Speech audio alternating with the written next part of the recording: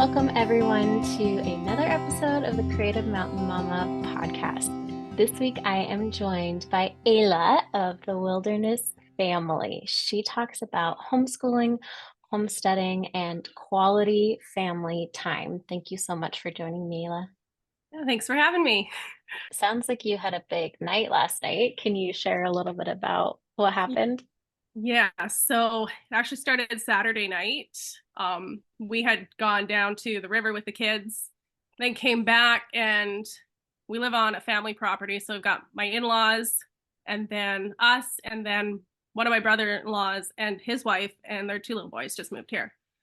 So they had gone for a walk while we were starting our supper, and then we looked out the window, and my husband Landon said, "Oh, look, they've got a sheep." So All right, 3, 2, 1. Welcome, everyone, to another episode of the Creative Mountain Mama podcast. This week, I am joined by Ayla of the Willderness Family. She talks about homeschooling, homesteading, and quality family time. Thank you so much for joining me, Ayla. yeah, thanks for having me. Haven't done one of these. Any any Exciting. funny stories lately? Ah, yeah, so I was out. Well, actually, the first night we milked her every 3 hours and then fed him with a syringe. And these are Shetland sheep, so they've got the tiniest little udders. And I had to milk with 2 fingers. And it was Brand new quite experience. a job. Yes, I've milked lots of goats, but I've never milked a sheep with that tiny of an udder. So, yeah. And then last night, my in laws are still gone. They've been gone for a week, I think, unexpectedly. And they're coming back today, thankfully, because I was up, I think, every hour last night, pretty much making sure he was good. But yeah, he seems to be really strong and nursing properly, and he's trying to run around and play. So I think he'll be good now. But yeah, it was quite the experience. Little wobbly legs. Do your kids absolutely love him? They do, yes. And they've named him Nacho because I had just made nachos and we were sitting down to eat them. And then we ended up with very cold nachos for supper an hour and a half later when we came back in. So they figured that sounded like a good name for him. Part of what I love about what you encourage with the platform you have is family time, being close to relatives, and present fatherhood. Can you tell me a little bit about that as a priority in your life? Yes. So my dad, like he did his best, but he's always been a workaholic. So we lived on a farm and he was always there, but you can be there and not be completely present, unfortunately. So we spent a lot of time with him working on the farm, but we didn't always get to be very close. And I know it's not the same for all my siblings, but I wouldn't say we have the closest relationship. We're better than we were. But so that's always been really important for me. And I knew that I wanted something very different for my kids. So thankfully, my husband is very much on the same page. We want our kids to always have their dad around. And obviously, he has to work. But we have been able to go through with our budgeting, we've been able to go through some seasons where he can take, at one point, it was 3 years, I think, just about 3 years off of work completely. Yeah. And every so often, he would go do like some piece work. He drove some gravel truck and stuff off and on, that kind of thing. But just to have time just to spend together and be very, very present for the kids. And me too, helps a lot, especially when the kids were little. It was very, very nice to have him home. So yeah, we've had to plan. Usually it's taken 3 to 4 years to be able to plan out and budget out to be able to do it. And we're actually about to start our second season of that. So we're quite excited about that. This summer we'll be back to no full-time work and lots of family time. So it'll be a big change again, but it'll be really exciting. It's been just over 3 years, I think, since he's been back to full time. And that isn't the case for everyone's job. Most people Definitely can't not. take 3 years off. but you spoke to budgeting a little bit. Could you dive a little bit deeper in how someone could make this work for their family? Yeah, definitely. I realize obviously most people can't just take big blocks of time off. That's not sustainable for the majority of people. It's helped a lot that we live on my in-laws' property. That cuts out a lot of expenses. So that's been a big one for us. But even without that, we've always made sure that like we don't go out to eat hardly at all. Maybe if we're in the city for some shopping, we might grab some fast food real quick or something. But even then, we usually try to take our own food. So, yeah, things like that. I do a lot of gardening and canning usually, and try to get as much bulk food and just bulk beans, that kind of thing. Just cook everything from scratch. We don't buy a lot of processed food, and we have a single, very old vehicle that is only used for work basically at this point.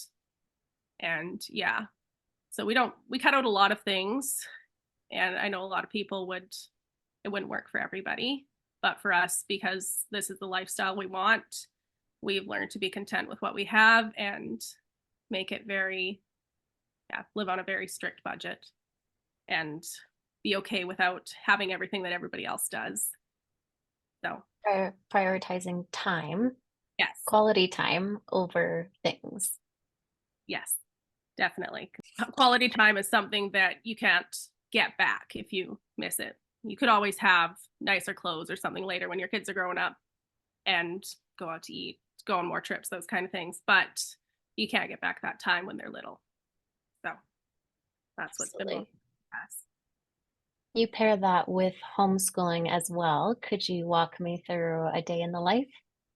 Yeah. So we, our kids have always gotten up relatively early. They're supposed to stay in bed till about 7 because they used to get up at 5, and that was a little much. So they're usually up. I get up about, in this season, I've been getting up about 6:30 ish and try to do my devotions. My husband's usually up a bit earlier than that, gets his things done, and then he heads out to work. And the kids are up around 7, sometimes a little bit earlier. So then they have breakfast, chores, that kind of thing. And then we usually try to, doesn't always happen right away, but we usually try to do some workbooks first thing in the morning.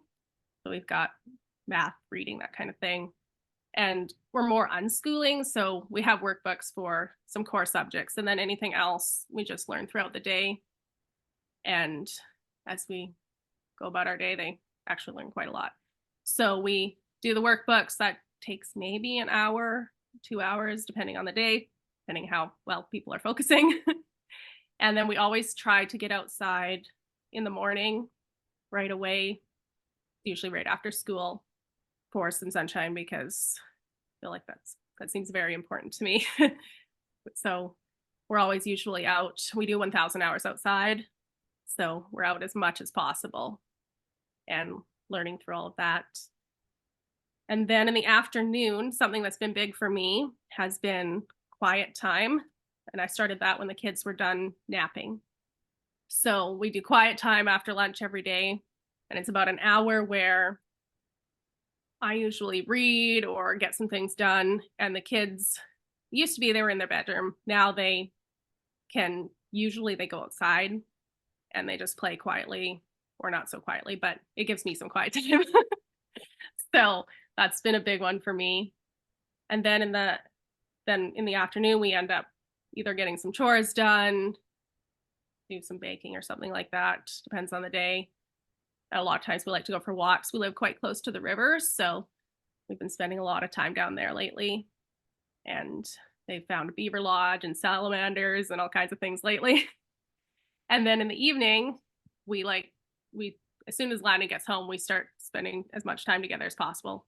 We are together all day, but then once he gets home, of course, it's a little bit different. So the kids, if he has projects outside, the kids are almost always with him helping with those. And then every second night, the kids call it Nancy night because it started with Nancy Drew. But every second night, he takes them to their bedroom for probably about 20 minutes, half an hour, and they read a book. So right now, I think they're on the Hardy Boys. They did a few Nancy Drew and decided they want to try Hardy Boys now. So and that's another way that he makes sure he's very present. He goes back and they read, and they're always with him outside. And then after supper, we always have family worship. It's a big one for us. So we spend time together praying and reading. Yeah, and then bedtime and trying to get everything shut down for the night. I try to clean up the kitchen and everything like that. But yeah, it's about how our days go. We have more of a loose rhythm, I'd say, than a strict schedule. We try to be pretty flexible, but yeah, that's about how it goes. Can you speak a little bit about weaving faith into your day? It sounds like something that you're able to come back to every single day, so it becomes part of your routine. Are there any recommendations you would give for someone wanting to weave that into their daily schedule? Yeah, I think I was thinking about this, trying to figure out so much a part of our life at this point. I had to really think about it actually. For me, I found that having my own quiet time, even if it's just like 5 minutes while the kids are playing, depending on when they were babies, especially that's what happened. And just 5 minutes to even read a devotional book or listen to a little bit of a podcast or something like that. And then just I often try to pray when I'm doing dishes or something, or just I think it's pretty important for me to just pray when I'm doing something because I tend to get very easily distracted. So if I just sit down and try to pray, I often get very sidetracked and find myself thinking about something or doing something. So if my hands are busy, that seems to help. And yeah, and then the family worship thing has been very huge for us. It's something we've tried to do every night since our kids were little. And we do have nights where we miss it. We get really busy and don't get to it. But most nights it does happen. And I think it's made a big difference in our faith and setting an example for our kids and just showing them how important it is to spend time with Jesus every day. What does family worship look like? Is that like a devotional song that you put on, or is it like an Sure. activity? Yeah, so we've had at the moment we've kind of gotten out of the singing part, which I would love to get back to. I know the kids have really enjoyed that, but we were in a pretty busy season right lately. We just kind of cut that part out. But usually we have these big Bible storybooks, and it's a set of I think about 10 or 11 of them, and it goes through the entire Bible. So we usually read a chapter of that every night. We just finished up reading about Moses and the Ten Commandments and building the sanctuary. So we do that and then we pray. And we also like to sometimes do, we talk about what we're thankful for. And we just go around a circle and everybody names something they're thankful for that day. Sometimes you got to dig deep, but I think it's good for the kids to have to, and us, to think about something they're grateful for that day, even if it was just that it's bedtime. It's sometimes that's it. But yes, so it's pretty basic at this point. But yes, we also bring in songs and stuff quite often, and yeah, but prayer and Bible are our main points of it. Is that in addition to, I know a lot of people kind of do that around dinner, but this is separate from a meal. It is time that you set aside. Yes, yes. Amazing. We always have supper, and then this is usually pretty close afterwards. It's usually a couple minutes before bedtime. So depending on how long supper takes and when we get to it, yeah, it's definitely a separate time. Winding down the day with an intentional hour. Yes. Shifting gears a little bit, moving into motherhood, I think rocks everybody. It humbles us all, and I think it's kind of meant to. Is there any advice that you would give to new moms? Yeah, I think the biggest one for me, a lot of times it feels like you're very alone. And that's how I felt. Our kids were all born within 3.5 years. and it was a lot. I love it now, but it was a lot. And I didn't reach out and ask for help. And I think that's a very important thing. I think we need to know that our family and friends often do want to help us, and our husbands, our spouses, they want to, if we're struggling, they want to know that, and they want to be able to help us so that it's not so hard. I know my mother-in-law was a huge help. She didn't know I was struggling, but she was a huge help. And she would bring over meals, or she'd take my kids for a couple of hours and just give me a little bit of time to take a nap or a shower or something. So I think, yeah, I think it's really important to ask for help. I know it doesn't feel like it, and it feels like we should be able to do this because it just, social media and everything often makes it sound like it's easy, and they'll talk about the bad parts, of course, but it sounds like it's something we should be able to do, and everybody's doing it without too many issues, but we need to be able to ask for help. And often people are just waiting. Anything on any type of daily routine that helped you at the time or that you still implement now? Yeah, so I've added more things since my kids were little. My youngest is almost 7, but one thing, like the things that have always helped me most are like staying hydrated, making sure I eat because I tend to struggle with that. So making sure I eat, and eating actual food, not eating what's left on their plates.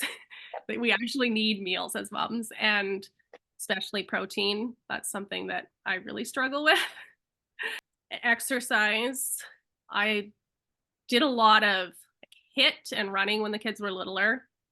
I've gone more to walking, Pilates kind of thing for the most part. Sometimes I do bring back a little bit of HIIT just because I kind of love it and it feels good. But for quite a season, my body was happier with the walking and gentle exercise. And yeah, even just a short walk.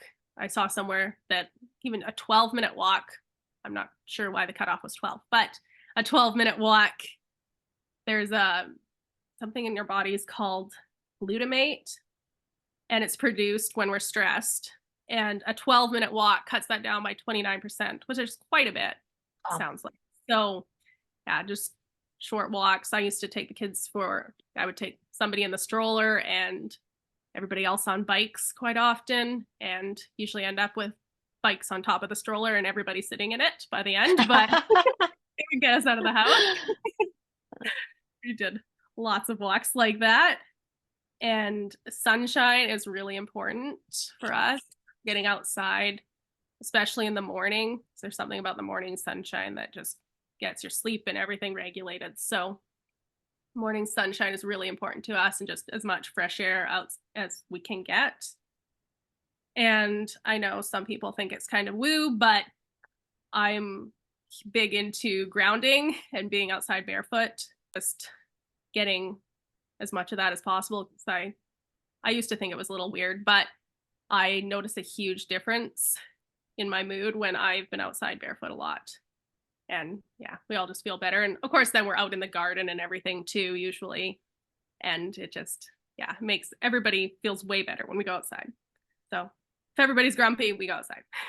And also, I know it's not possible for everybody, but if you have family and friends around, that makes a huge difference. Even I'm very introverted, but having somebody that I can just talk to or say, hey, can you take my kids for 5 minutes? Sometimes we just don't get that time. And it really helps to just, if we can, to utilize that and just have the support.